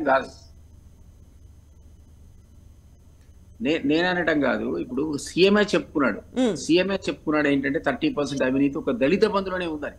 ఇప్పుడు ఆ ప్రభుత్వం మీద ఉన్నటువంటి మెయిన్ అలిగేషన్ ఏంటి? ఎవరికి వాళ్ళు సామంతరాల ఎమ్మెల్యేలు వాళ్ళ దగ్గర కాంట్రాక్టులు, అది ఇసుక mafia, liquor mafia, land mafia, mining mafia అనే పేరు ఎందుకు వచ్చింది? ఎందుకంటే ఉన్నటువంటి రకరకాల కాంట్రాక్ట్లని ఎమ్మెల్యేలు, ఎంపీలు తగ్గించుకొని యథేచ్ఛగా మనకు ఉన్నటువంటి వనరులు లూటీ చేశారనేటువంటి మాట. ప్రభుత్వ స్కీములలో వచ్చినటువంటి డబ్బులు కూడా దళిత బంధువులు అంటాడు 30% తీసుకున్న సీఎంఏ చెప్పుకున్నాడు. వాళ్ళ లిస్ట్ ఉంది, నా చిట్టా ఉంది, తస్మాత్ జాగ్రత్త అన్నాడు. మేము అనుకున్నాం ఓ 30% వ్యక్తులు మారుస్తాడు అనుకున్నాం. అనే మారడం వల్ల యథావిధిగా టికెట్లు ఇచ్చేసాడు. అట్లా ఇవ్వడం వల్ల నష్టపోయాడు అనుకుంటున్నాం. ఈరోజు మన ఒక అనలైజ్ చేస్తే పాత వాళ్ళకు కొనసాగించడం వల్ల ఆయనకు దెబ్బ తగిలినట్టుంది. ఎందుకంటే వాళ్ళందరి మీద అక్కడ నెగటివ్ ఉంది లోకల్ గా, స్థానికంగా. ఓవరాల్ గా అంత గ్రీన్ ఉంటే అసలు మార్పు ఎందుకు వస్తుంది అధికారాన్ని? సో ఓడిపోయిన వాళ్ళు వాళ్ళ మీద ఉన్నటువంటి అవినీతి మరకలు లేకుంటే ల్యాండ్ మైనింగ్ మాఫియా వల్లే ఓడిపోయారు. గెలిచిన వాళ్ళు చాలా క్లీన్ ఉంది అనుకుంటున్నారా? గతంలో అయితే ప్రచారంలో భాగంగా కాంగ్రెస్ చెప్పింది అవినీతి సొమ్మునంతా కక్కిస్తాము అనేటువంటి మాట. తప్పేముందండి? నేను అవినీతి ఇప్పుడు కొన్ని అవినీతి అనేది జరిగింది అన్న తర్వాత మేమే అన్నాం కదా, ఇందులో అవినీతి, అందులో అవినీతి. ఇప్పుడే నేను లిస్ట్ చదివా. ఇందులో అవినీతి జరిగినప్పుడు జరిగిందో లేదో నిరూపించాల్సిన అవసరం కూడా అన్నవాళ్ళ మీద ఉంటుంది కదా. వాళ్ళు అవినీతి చేస్తే భయపడాలా? అవినీతి చేయకపోతే పోనివ్వండి. ఎంక్వైరీ జరగాల్సిందే కదా. క్లియర్ కట్ గా మనకు కనపడుతున్నాయి. కొన్ని కాంట్రాక్టులు కొందరికి అప్పచెప్పారు, కొన్ని మైనింగ్ లీజులు కొందరికి అప్పచెప్పారు, కొందరు ఇసుక లీజులు కొందరే వాడుకున్నారు. అది అధికార పక్షం వాడు తప్ప వేరే పక్షం వాడికి ఎక్కడైనా ఏ లీజ్ అయినా రావడం మీరు చూసారా? మీడియాలో ఉన్నారు కదా, రేపు పొద్దున లిస్ట్ తీయమనండి, మీరు శ్వేతపత్రం తీయండి. అసలు మొత్తం ప్రభుత్వ పరంగా లేదా బయట ఉన్నటువంటి కాంట్రాక్టులన్నీ నిజంగా ఎవరెవరి చేతిలో ఉన్నాయి. ఆయన అధికారం పోగానే ఆర్టీసీ నోటీస్ ఇచ్చింది జీవన్ రెడ్డి గారికి, 45 కోట్లు అప్పు ఉన్నాయట పాపం. అసలు జీవన్ రెడ్డికి ఎట్లా వచ్చింది అసలు ఆ మాలు? అంటే అధికారంలో ఉన్నాడు కాబట్టి వచ్చి ఉంటుంది. ఇవన్నీ కూడా రకరకాల ఇష్యూస్ లోకి మీరు లేపుగా పోతే ఎవరెవరు అధికార పక్షంలో తమకున్న అధికారాన్ని వాడుకొని కాంట్రాక్టులు సాధించుకున్నారు లేదా లీజులు సంపాదించుకున్నారు, ప్రజాధనాన్ని కొల్లగొట్టారనేది అర్థమవుతుంది. సింపుల్ లాజిక్ చెప్తానండి మీకు. రాడు శ్రీనివాస్ గారు ఇంత అనలైజ్ చేస్తుంటారు కదా. అసలు 2004 లో ఎలక్షన్ అఫిడవిట్ లో ఎమ్మెల్యేలు ఎంతమంది వాళ్ళ ఆస్తులు ఎంత డిక్లేర్ చేశారు, 2018కి వచ్చే వరకల్లా మన కాంటెస్ట్ చేసే వరకల్లా వాళ్ళకి వాళ్ళ ఆస్తులు ఏ రకంగా పెరిగాయి, 2023 కూడా నేను అంటున్నా. మీరు కంపేర్ చేస్తే రఫ్లీ ఒక 30 మంది ఎమ్మెల్యేలు మీరు ఆశ్చర్యపోతారు. ఒక ఆయన 20 కోట్ల నుంచి 200 కోట్లకు, ఒక ఆయన 100 కోట్ల నుంచి 2000 కోట్లకు. అసలు ఎట్లా పోతున్నాయి ఆస్తులు? ఏ వ్యాపారం లేకుండా పాపం మల్లారెడ్డి అన్న తొడగొట్టి చెప్పాడు నేను పూలెమ్మా పాలెమ్మా కట్టెలెమ్మా అని. కేసీఆర్ చెప్పాడు నేను 1 ఎకరం వ్యవసాయం చేస్తే ₹1 కోటి ఆదాయం వచ్చింది. వాళ్ళిద్దరికి కాస్త ఆధారం ఉంది. ఒక ఆయన వ్యవసాయం ద్వారా సంపాదించాడు, ఒక ఆయన పూల మీద సంపాదించాడు. మిగిలిన వాళ్ళు ఎట్లా సంపాదించారు? ఏ వ్యాపారం లేకుండా రాజకీయ వ్యాపారంగా చేసుకొని లక్షల కోట్లు సంపాదించడం అనేది ఎట్లా సాధ్యం చెప్పండి? నేను చిన్న ఎగ్జాంపుల్ చెప్తున్నా మీకు. అది అఫిడవిట్ లో ఎలక్షన్ సైట్ లోకి మీరు కొడితే తెలుస్తుంది ఎవరి ఆస్తి ఎంత పెరిగిందో. దాని లెక్కలు చెప్పాలంటే ముందు అసలు వేరే అవసరమే లేదు, వేరే లెక్కలు. సో ఇప్పుడు ల్యాండ్ మైనింగ్ మాఫియా వీటితో పాటుగా కాంట్రాక్టులు వీటన్నిటి కూడా లెక్కలు తేల్చే పనులు పడుతుందా కాంగ్రెస్ సర్కార్? ఇప్పుడు ఆల్రెడీ కాళేశ్వరం ప్రాజెక్టుకు సంబంధించి కోర్టుకెళ్లారు, సిబిఐ ఎంక్వైరీ చేయాలనేది డిమాండ్ చేస్తున్నారు. వ్యక్తుల మీద గతంలో ఎమ్మెల్యేలుగా ఉన్నటువంటి వాళ్ళ మీద కూడా విచారణ జరుగుతుందా? ఒకటి విచారణకు ఒకవేళ అలిగేషన్ అంటూ ఉంటే అందులో అలిగేషన్ లో కాస్త సబ్స్టెన్స్ ఉంటే ఆ విచారణకి ఎవరు కూడా అతీతులు గారు. చూసాం కదా ఈ దేశంలో ముఖ్యమంత్రి ఉన్నటువంటి లాలూ ప్రసాద్ 2 దశాబ్దాల తర్వాత జైలుకు పోవాల్సి వచ్చింది. సుఖరామ్ గారు ఫస్ట్ స్పెక్ట్రమ్ స్కామ్ లో ఉన్నాడు, ఆయన మా పార్టీకి చెందినవాడు అనుకుంటా. 92 years కనుక పనిష్మెంట్ వచ్చింది. సో ఒకవేళ నిజంగా వాళ్ళ ఇన్వాల్వ్మెంట్ ఉంటే ఏ ఏజ్ అయినా ఎన్ని దశాబ్దాల కాలం విచారణ జరిగినా కూడా దాన్ని ఫేస్ చేయక తప్పని పరిస్థితి సిస్టమ్ లో ఉంది. కాబట్టి వాళ్ళ మీద ఆరోపణలు లేదనుకోండి, నిర్దోషులుగా వాళ్ళు మంచిగా కడిగిన ముత్యంలా బయటకు వస్తారు. కానీ ఆరోపణలు ఉన్న దగ్గర ఎంక్వైరీ చేయకుండా ఎట్లుంటారు మీరు? ఖచ్చితంగా ఒక అలిగేషన్ అంటే ఎవరిని ఇస్తే దాంట్లో ఉన్నటువంటి నిజాలు బయటికి తీయాల్సిన బాధ్యత అధికారంలో ఉన్నటువంటి పార్టీకే ఉంటుంది, అధికారం వ్యవస్థకే ఉంటుంది తప్ప మీకో లేదా నాకు. నేనంటే అది నేను ఇప్పుడు అధికారంలో పార్టీలో ఉన్నాను కాబట్టి మాకు అవకాశం ఉంటుంది, మీరు చేయలేరు కదా. మీరు ఒక అలిగేషన్ ఇస్తే ఎంక్వైరీ చేయాల్సింది అధికార పార్టీయే లేదా అధికారంలో ఉన్నటువంటి ఆ సిస్టమ్ ఆ వ్యవస్థ ఎంక్వైరీ చేయాలి, వేరే వాళ్ళు చేయలేరు. అందువల్ల ఖచ్చితంగా అలిగేషన్స్ ఉన్న దగ్గర ఎంక్వైరీస్ జరుగుతాయి. ఎవరైనా నిజంగా కూడా అందులో ఇన్వాల్వ్మెంట్ ఉంటే దాని మీద పనిష్మెంట్ ఆటోమేటిక్ గా సిస్టమ్ లో అదే ప్రొవిజన్ ప్రకారంగా జరుగుతాయి. లేదనుకోండి కోర్టులు ఇండిపెండెంట్ వ్యవస్థ కదా, సింప్లీ మనం పోయి ఒక అలిగేషన్ పెట్టేస్తే ఎంక్వైరీ స్టార్ట్ అయితే కోర్టు మనం చెప్పినట్టుగా నడవదు. నిజాలు ఉంటేనే విచారిస్తుంది, వాళ్ళకు తప్పు చేస్తేనే పనిష్మెంట్ ఇస్తుంది తప్ప జ్యుడిషియరీ ఇప్పటికి కూడా ఇండిపెండెంట్ గానే ఉన్నటువంటి వ్యవస్థ, దాన్ని మనం ఇన్ఫ్లుయెన్స్ చేయలేం తప్పుంటే తప్ప. సో అలిగేషన్స్ లేకుంటే విచారణ చేపట్టండి అనుకుంటూ ఫిర్యాదులు చేసేది కూడా కాంగ్రెస్ పార్టీ నుంచి లేకుంటే కార్యకర్తలు వాళ్లే అవుతారు. ఎందుకంటే కాళేశ్వరం ప్రాజెక్టు సంబంధించి కోర్టుకు వెళ్ళింది కూడా నిరంజన్ గారు కాబట్టి. ఇప్పుడు మోస్ట్ ఆఫ్ ది టైం ఏమవుతుంది అంటే అధికార పక్షం ఇప్పుడు అధికారంలో ఉండి దిగిపోయారు వీళ్ళు. సహజంగా వాళ్ళ మీద అలిగేషన్ ఇచ్చేవాళ్ళు విపక్షాలే ఉంటాయి, కాంగ్రెస్ కావచ్చు మరో పక్షం కావచ్చు, విపక్షాలే ఉంటాయి. అది గతంలో అధికారంలో వాళ్ళ మీద వాళ్లే పిటిషన్స్ పెడతారు, వాళ్లే అధికారంలో అనుభవించిన వాళ్ళ మీద వాళ్లే పిటిషన్ పెట్టుకోరు కదా. అవును, కాబట్టి సహజంగా విపక్షాల దగ్గర నుంచే ఫిర్యాదులు ఉంటాయి. అందులో సబ్స్టెన్స్ ఉందో లేదో ప్రిలిమినరీ ఎంక్వైరీ చేసిన తర్వాతనే ఇన్వెస్టిగేటింగ్ ఏజెన్సీస్ ప్రొసీడ్ అవుతాయి. అందులో ప్రిలిమినరీ సబ్స్టెన్స్ లేదనుకోండి వాళ్ళు పోరు, అందులో విచారణ కూడా చేపట్టారు. ఒకసారి విచారణ చేపట్టిన తర్వాత అందులో నిజాలు ఉన్నాయో లేదో అది జ్యుడిషియరీ తెలుస్తుంది. జ్యుడిషియరీ కనుక వాళ్ళని తప్పు పట్టింది అనుకోండి, సహజంగా అందులో ఉన్నటువంటి ప్రొవిజన్ ప్రకారం వాళ్ళు శిక్షలు పడతాయి. బట్ ఎవరు కూడా దీనికి అతీతులు కారు. శ్రీనివాస్ గారు ఇంతకుముందు దిలీప్ అన్న మాట్లాడుతూ ఎంక్వైరీలకు భయపడుతున్నారా అది ఇది అని అన్నారు. భయం అనేది మీకు ఆక్స్ఫర్డ్ డిక్షనరీలో అఫ్రేడ్ అంటే భయం అనేది దొరుకుతుందేమో కానీ టిఆర్ఎస్ పుట్టుకలో మా పార్టీలో భయం అనే దానికి మా దాంట్లో చోటు లేదు. టిఆర్ఎస్ డిక్షనరీలో అది ఉండదు భయం అనేది. మేము ఉద్యమాలప్పుడు రాష్ట్రాన్ని సాధించుకోవడంలో అనేక ఆటుపోటను ఎదుర్కొన్నాం, ఆనాటి ప్రభుత్వాల యొక్క దమనకాండను ఎదుర్కొన్నాం, ఎక్కడ భయపడలేదు కాబట్టి ఈ రోజు తెలంగాణ రాష్ట్రంలో ఉన్నాం నిర్భయంగా. సో కాబట్టి అదే రకంగా కూడా మీరు ఏ ఎంక్వైరీ చేస్తారా వేసుకోండి, కానీ మేము అడుగుతున్నదల్లా మీరు గమనించట్లేదు. అప్పుడు కూడా మేము ప్రజల పక్షం మాట్లాడుతా ఉన్నాం, మేము మాట్లాడుతున్నదల్లా రైతుల గురించి మాట్లాడుతున్నాం, మేము మాట్లాడుతున్నదల్లా ఈ రోజు సంక్షేమం ఏదైతే ఉందో ఇమీడియట్ అర్జెంట్ అంటే ఏదైతే ఎక్కడైతే నీడ్ ఉందో దాన్ని చేయమంటే మీరు 100 రోజులని ముందు ఎందుకు చెప్పలేదు? ఫస్ట్ క్యాబినెట్ లో మేము తొలి సంతకం పెట్టినప్పుడే ప్రమాణ స్వీకారం కాగానే 24 గంటలలోనే ఈ పదాలు ఎందుకు మీరు వాడారు? మీరే కాదు, మీ నాయకుడు కూడా అల్టిమేట్ రాహుల్ గాంధీ గారు, ప్రియాంక గాంధీ గారు, మీరందరూ కూడా ఇవన్నీ వల్లవేశారు కదా. అందుకు నేను అడుగుతా ఉన్నాను ఈరోజు. సో నేనేమంటున్నానంటే లెట్ ఫంక్షన్. మీరు గవర్నమెంట్ రోజు సెక్రటరియట్కి వెళ్తా ఉన్నారు కదా, వీటి మీద చర్చించండి. లేదు అంటే అష్యూరెన్స్ ఇవ్వండి, ఇదిగో సీనియర్ సిటిజన్స్ మీరు భయపడకండి, వచ్చే నెల ఇస్తాం. లేదు 100 రోజుల తర్వాతనే మేము పెన్షన్ ఇస్తాం, 100 రోజుల తర్వాతనే ప్రభుత్వ ఉద్యోగుల జీతాలు ఇస్తాం, 100 రోజుల తర్వాతనే రైతు బంధు ఇస్తాం, 100 రోజుల తర్వాతనే ఫ్రీ సిలిండర్ ఇస్తాం. ఈ రకంగా మీరు అన్నిటికీ చెప్పండి. మరి మొత్తం టోటల్ ఈ 100 days అనేది మీరు ఏం చేస్తారో చెప్పండి. మరి ఏమి చేయరు, గవర్నమెంట్ ఫంక్షన్ జరగదా? సో నేనేమంటున్నానంటే కొత్తగా మీరు ఇప్పుడు బిల్డింగ్ కట్టుకొని సెక్రటరియట్ కర్నూలు అప్పుడు ఉన్నట్టు గుడిసెలు వేసుకొని పరిపాలన ఉందా? హాయిగా బిల్డింగ్లపై కూర్చుకున్నారు, అదే అధికారులు, అదే సెటప్ అంతా రెడీగా ఉన్నది. మీరు ఆ రోజే కనుక ఎలక్షన్స్ ముందు రైతు బంధు మమ్మల్ని వేయనిచ్చుంటే, మీరు ఎలక్షన్ కమిషన్ కు ఇవాళ కంప్లైంట్ ఇవ్వకపోతే రైతులు చాలా ఆనందోత్సాహాలలో ఉండేది కదా, మీకు కూడా టైం వెసులుబాటు దొరికేది కదా. ఎక్కడో ఏదో జరుగుతా ఉంది. నేనేమంటున్నా అంటే మీ అసలే ఈ స్టీరింగ్ రేవంత్ రెడ్డి గారు ఒక్కరి చేతిలో ఉండదు. మీ దాంట్లో స్టీరింగ్ ఢిల్లీ చేతిలో ఉంటుంది, ఇక్కడ కర్ణాటక చేతిలో ఉంటుంది. ఇక్కడ ఎందుకంటే ఇక్కడ స్కీమ్స్ అమలు చేస్తా ఉంటే కర్ణాటక ఇప్పుడు వద్దాయా అంటారు. ఇప్పుడు 24 గంటలు కరెంటు మేము ఇస్తామన్నాం అనుకోండి, కర్ణాటక మీద ప్రెజర్ పడుతుంది. ఇక్కడ ఇచ్చేటటువంటి దళిత బంధు కర్ణాటక మీద ప్రెజర్ పడుతుంది. సో అటువంటి ఏమైనా జరగడానికి ఆస్కారాలు ఉన్నాయి.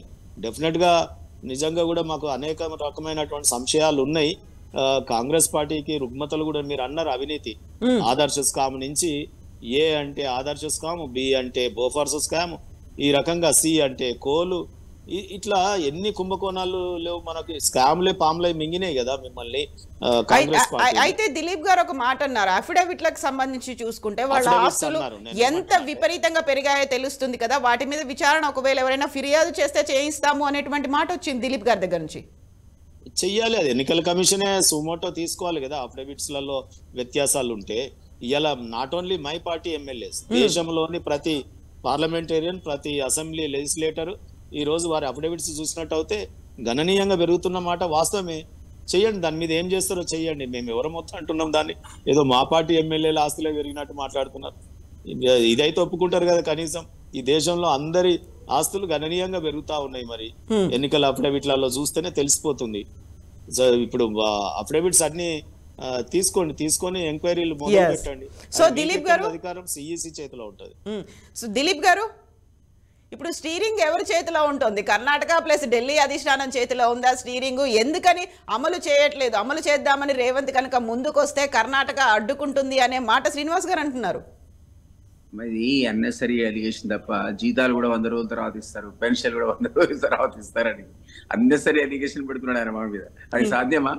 ఊరుకుంటారా ప్రజలు లేదా ఉద్యోగస్తులు పెన్షనర్లు ఊరుకుంటారా? ఇది ఊరికే కూడా. మీరు ఇవన్నీ మెల్లిగా టైం కోసం చూసుకునేసరికి ఎలక్షన్ కోడ్ వస్తుంది, అప్పుడు మళ్ళీ ఎక్కడికక్కడ స్టాండ్ స్టిల్ ఉంటాయి కదా అనే మాట. సంబంధించిందమ్మా, ఆయన జీతాలు పెన్షన్లు కూడా మీరు 100 days తర్వాత ఇస్తారా అని అన్నెసరీ కొత్త అంశాన్ని ఆయనే చెప్తున్నాడు. సిస్టమ్ అధికారులు ఉంటారు. అదే ఆ పెన్షన్ల సంగతి నేను చెప్పేది. ఎట్లా ఇస్తారు? ఎప్పుడు డ్యూ ఉంటుందో ఆ డేట్ కి ఇస్తారు. కానీ మీరు ఇచ్చిన ఇస్తాను తప్ప దాని కూడా 100 రోజులు మా మీద పెట్టండి తప్ప అది సాధ్యపడదు. పెన్షన్ అండ్ సాలరీస్ ఎట్లా ఇవ్వాలో అట్లా మీరు బిఫోర్ 5th every month ఇవ్వాల్సింది. ఇంతకుముందు మనం ఆ మాట అనుకున్నాం కూడా, అది జరుగుతుందో మీరేది ఉండని నేను కూడా అన్నా. కాబట్టి ఇంకొక క్లారిటీ, ఇప్పుడు సీఎం రేవంత్ కి చేయాలని ఉన్నప్పటికీ కూడా చేయనివ్వదు కర్ణాటక సర్కార్ అధిష్టానము అనేటువంటి మాట అసలు ఎవరి చేతిలో ఉంది? అండ్ సీఎం గా టీపీసీసీ పగ్గాలు కూడా, టీపీసీసీ అధ్యక్షుడిగా ఉండడం కూడా ఇవన్నీ భారంగా ఉన్నాయా అనేటువంటి మాట కూడా వినిపిస్తోంది. అది పార్టీ యొక్క ఆలోచన, అధిష్టానం డిసైడ్ చేస్తుంది. ఇప్పుడే పేపర్లో ఇవాళ వచ్చింది, పార్లమెంట్ ఎలక్షన్స్ వరకు కూడా నాయకత్వ బాధ్యతలు ఆయనకే చెప్తే బెటర్ అని ఆలోచించినట్టున్నారు. ఆ మాట వచ్చింది ఇవాళ. పార్లమెంట్ ఎలక్షన్ తర్వాతనే అధ్యక్షుడి మార్పు అని. ఎందుకంటే ఇమ్మీడియట్ గా కొత్త తీసుకొస్తే ఆయన విషయం అర్థమవుతో లేదనేటువంటి ఆలోచన ఇన్ఛార్జీలు మార్చారు కదా మరి. అది ఇంటర్నల్ అఫేర్, అది పార్టీ ఒక్క నిమిషం ఇంటర్నల్ అఫేర్, అది పార్టీకి సంబంధించిన ఇష్టం, వాళ్ళ ఇష్టాయిష్టాల మీద అధిష్టానం ఇష్టం మీద ఆధారపడి ఉంటుంది. 100% కరెక్ట్, అందులో తేడా లేదు. కానీ ఈయన తీసుకునే డే టు డే నిర్ణయాలకు ఢిల్లీకి ఫోన్ చేసి అడుగుతాడా? ఇది ఎంత వాస్తవం అంటే ఇంప్రాక్టికల్. ఇది day to day administration is all to very different. Policy వ్యవహారము లేకపోతే ఇంకేదైనా విషయాలు ఉంటేనే అధిష్టానం అడుగుతారు తప్ప. మరి అట్లంటే ఒక డెమోక్రటిక్ ప్రాసెస్ లోపల క్యాబినెట్ లో నిర్ణయాలు తీసుకోవాల్సిన సందర్భంలో 10 ఏళ్లలో మనం చూస్తే ఒక్క కేసీఆర్ మదిలో లేదా కేటీఆర్ అంటే హరీష్ రావు లాంటి వాళ్ళ నిర్ణయాలే తప్ప ఇంకొక మంత్రి ఎప్పుడైనా నోరు ఇప్పింది మీరు విన్నారా? లేదా ఆయనకి ఏమైనా పాపం క్యాబినెట్ దాంట్లో ఉండిందా? వాళ్ళైతే మరి నలుగురే నడిపారు కదా. అందుకనే కదా నియంత పాలన అనేటువంటిది ప్రచారమై దానికి మూల్యం చెల్లించాల్సి వచ్చింది వాళ్ళు. సో మాకు సహజంగా నేషనల్ పార్టీస్ కి ఒక అధిష్టానం ఉంటుంది. అధిష్టానం తీసుకోవాల్సిన నిర్ణయాలు కొన్ని తీసుకోవాల్సి వస్తుంది, వాళ్ళకి రెఫర్ చేయాల్సి వస్తుంది. అంతే తప్ప నేను పెన్షన్ ఈ నెలకి ఇద్దునా, వచ్చే నెలకి ఇద్దునా, జీతం అనేది 5వ తారీఖేనా లేకపోతే వచ్చే నెల 5వ తారీఖేనా అని కూడా సీఎం ఫోన్ చేసి అడుగుతారండి. అధిష్టానం ఇది కావాలని బ్లేమ్ చేసే బ్లేమ్ గేమ్ తప్ప. శ్రీనివాస్ గారు, ఇప్పుడు దిలీప్ అన్న మీరు మాకు ఒక ఏళ్ళు చూపిస్తే 3 ఏళ్ళు మీకు చూపిస్తున్నాయి. ఎందుకంటే ఇప్పుడు ప్రియాంక గాంధీ, రాహుల్ గాంధీ గారు, సోనియా గాంధీ గారు ముగ్గురు వచ్చినారు ఎన్నికల ప్రచారం, ఎవరు లేనట్టుగా. మీ పార్టీ ఏదో అతీతమైనట్టు, మేము మాత్రమే ఇక్కడ ఏదో ఇది చేసినట్టు. సో అది కరెక్ట్ కాదు. నేను విమర్శించే డెమోక్రసీ మీకుందా? ఇంటర్నల్ డెమోక్రసీ మాకు డెఫినెట్ గా పన్నీర్ సెల్వంలు, ఖార్గేలు, మన్మోహన్ సింగ్లు కాదు కదా ఇక్కడ. మా దగ్గర కడియం శ్రీఆర్ గారు మాట్లాడి, జగదీశ్వర్ రెడ్డి గారు మాట్లాడి అసెంబ్లీలో. సో అనేక మంది మాట్లాడినారు కదా. సో రాజే ఎందుకు తీసారో చెప్పకపోతే అది పార్ట్ ఆఫ్ అడ్మినిస్ట్రేషన్. నేనేమంటున్నా అంటే ఒకటి దిలీప్ అన్న, ఇప్పుడు మనం చర్చ నేను చేస్తుంది ఏంటంటే రేవంత్ రెడ్డి గారు యాక్టివ్ మోడ్ లో ఉన్నారు. ఓకే సార్, వారు కొత్తగా ఎంగేజ్ లో అయినారు, కష్టపడి అయినారు. నేను అప్రిషియేట్. మనలాగానే ఇట్లా డిబేట్లలో మనతో పాటు వచ్చేది కాబట్టి. సో మన ఫ్రెండ్, మనకు పరిచయస్తుడు ఒక సీఎం స్థాయికి ఎదిగినారు. ఆ అవకాశం కాంగ్రెస్ పార్టీ ఇచ్చింది ఆయనకు, ఆయన ఎదగగలిగినాడు. సో డెఫినెట్లీ స్టేబుల్ గవర్నమెంట్ ఉంటేనే తెలంగాణ అభివృద్ధి చెందుతుంది. స్టేబుల్ గవర్నమెంట్ ఉండాలి, తెలంగాణ అభివృద్ధి చెందాలి. ఎందుకు నేను ఈ మాట అంటున్నా? మా బీఆర్ఎస్ పార్టీ పుట్టుకనే, టీఆర్ఎస్ పార్టీ పుట్టుకనే తెలంగాణ అభివృద్ధి, తెలంగాణ శ్రేయస్సు, తెలంగాణ ప్రజల సంక్షేమం. ఆ ఆశయం నెరవేరాలి. ఆ ఆశయం మేము తీర్చినా ఒకటే, మీరు తీర్చినా కానీ మేము సంతోషపడతాం. అటువంటి దిల్దారులం మేము. సో కాబట్టి మేము ఏమంటున్నామంటే, ఇక్కడ మొన్న ఎన్నికల మీద ఎంపీ పార్లమెంటేరియన్ ఇన్ఛార్జ్లను పెట్టి రాబోయే ఎంపీ ఎలక్షన్స్ గురించి అప్పుడే వర్కౌట్ స్టార్ట్ చేసినారు తప్ప ముఖ్యమంత్రి గారు. వారు 2 కాన్స్టిట్యున్సీలు ఇన్ఛార్జ్ తీసుకున్నట్టున్నారు. మరి ఈ ఎంపీ ఎన్నికల హడావిడిలో అంత ఉత్సాహం చూపించిన ఆయన అక్కడ నేను అంటున్న సంక్షేమ ఫలాలు కొంతమందికి ఇమీడియట్ నెసెసిటీ. నేనేమో ఇప్పుడే గ్యాస్ సిలిండర్, ఇప్పుడే మహిళలకి 2500, ఇప్పుడే నిరుద్యోగ భృతి 4000 అంటలేదు. అట్లీస్ట్ ముసలి వాళ్ళకి మందుల ఖర్చులకు పెన్షన్, ఆసరా, లేదా రేషన్ షాప్ 24 గంటల కరెంట్ కానీ, ఇది మంచినీరు వ్యవస్థ. ఇప్పుడు మీరు అంటున్నారు మంచినీటి వ్యవస్థ ఆటోమేటిక్ నడవట్లేదా? కరెంటు ఆటోమేటిక్ అవే తీగల రావట్లేదా? ఈ రైతు బంధు వచ్చింది అని అడుగుతున్నారు. మీకు ఎన్నికల మీద దృష్టి ఎక్కడ డిస్టర్బెన్స్ లేకుండా, అవాంతరాలు అనేవి లేకుండా, ఎదురు చూపులు లేకుండా జరుగుతుందా అనేదే క్వశ్చన్. అక్కడ జరుగుతుంది అంటున్నాను. ఎందుకంటే ఇప్పుడు వారే అన్నట్టు ఇది ఒక సిస్టమ్ అండి. ఆ సిస్టమ్ లో అధికారులు ఉంటారు, వ్యవస్థ ఉంటది కింద. ఇప్పుడు ఈ రోజు మీ కరెంట్ కంటిన్యూస్ వచ్చినా, వాటర్ కంటిన్యూస్ వచ్చినా ఒక వ్యవస్థ పనిచేస్తుంది కాబట్టి వస్తుంది. ఒకవేళ ఇది జరగలేదు కూడా మారిపోయి అందరూ సిస్టమ్ అంతా ఎగిరిపోదు. సిస్టమ్ ఉంటుంది, పరిపాలించే వాళ్ళు మారుతారు అంతే, గవర్నమెంట్ మారుతుంది తప్ప ఆ సిస్టమ్ అనేది బ్రేక్ కాదు కదా. సో కంటిన్యూటీ ఆందోళన చెందాల్సిన అవసరం లేదు. పెన్షన్ల గురించి కానీ, మిగిలిన విషయాల గురించి కానీ మీరు ఆందోళన చెందాల్సిన అవసరం లేదు. అది కూడా 100 రోజుల తర్వాత ఇచ్చే అది జరగదు. అపోహ మాత్రమే. సో ఇప్పటిదాకా మీరు 10 ఏళ్ల బీఆర్ఎస్ సర్కార్ చేసినటువంటి అప్పుల గురించి మీరు మాట్లాడారు. ఇప్పుడు మీరు చేయబోయేటువంటి అప్పుల గురించి బీఆర్ఎస్ కూడా అదే అస్త్రంగా చేసుకోబోతోంది. మరి తీసుకుంటే కదమ్మా, ఇప్పుడు వేస్ అండ్ మీన్స్ ప్రకారంగా ఆర్బీఐ ఇచ్చే లోన్ కూడా మీరు అవైల్ చేయొద్దు. ఈ రోజు మీరు అప్పులన్నీ టోటల్ గా ఆపేసి ఫెసిలిటీ ఉన్నప్పుడు డెఫినెట్ గా ఏ గవర్నమెంట్ అంటే మీరు తగ్గిస్తారేమో, అప్పులు చేయకుండా చేస్తారేమో, ఉన్న అప్పుల్ని కూడా కొద్దిగా తగ్గిస్తారేమో అని భావించారు. 6,71,71,000 కోట్ల అప్పును ఆ పద్ధతిలో కాకుండా స్ట్రీమ్ లైన్ చేద్దామనేది మా ఆలోచన. పెరిగింది కదా. ఆ లెవెల్లో అప్పు చేస్తే అసలు మొత్తం 100% బడ్జెట్ అంతా అప్పులు కట్టడానికే పోతుంది. ఎస్. సో మీరు అప్పులు పెంచుతారా, ఏం చేస్తారో? ఆస్తుల్ని పెంచుతారా, అప్పుల్ని పెంచుతారా? బీఆర్ఎస్ కూడా ఇప్పటి నుంచి ఒక కన్ను మీ మీద వేసి ఉంచుతోంది, నెక్స్ట్ ఏం జరగబోతోంది అనేది. ఎస్ అండి. ఒకటి కాదు మేడం, 2 కళ్ళు రెడీగా ఉన్నాయి. 2 కళ్ళు, ఒకే కన్ను కాదు, ఒక కన్ను ఆస్తి మీద, ఒక కన్ను అప్పుల మీద రెడీగా పెట్టింది ఉన్నది. 3వ కన్ను కూడా తెరుస్తాం ఒకవేళ వాళ్ళు రాంగ్ ట్రాక్ లోకి ఎక్కితే. 3వ కన్నుకి ఇప్పుడు టైం ఉందిలేండి, ఇప్పుడు కాదు. 3వ కన్నుకి పార్లమెంట్ ఎన్నికలేనా టార్గెట్, ఇంకా అప్పటిదాకా ఎదురు చూస్తారు. తెలుస్తుంది కదా, అప్పుడు కూడా వీళ్ళు దెబ్బతింటారు. ఎస్ అండి. Thank you so much Dilip గారు, థ్యాంక్ యూ అండి శ్రీనివాస్ గారు మార్నింగ్ డిస్కషన్లో పార్టిసిపేట్ చేసినందుకు. ఇది ఇవాళ మార్నింగ్ డిస్కషన్స్. డిబేట్స్ అనేవి కంటిన్యూ అవుతుంటాయి, అప్డేట్స్ కంటిన్యూ అవుతూ ఉంటాయి. Stay tuned. This is Kavitha signing off.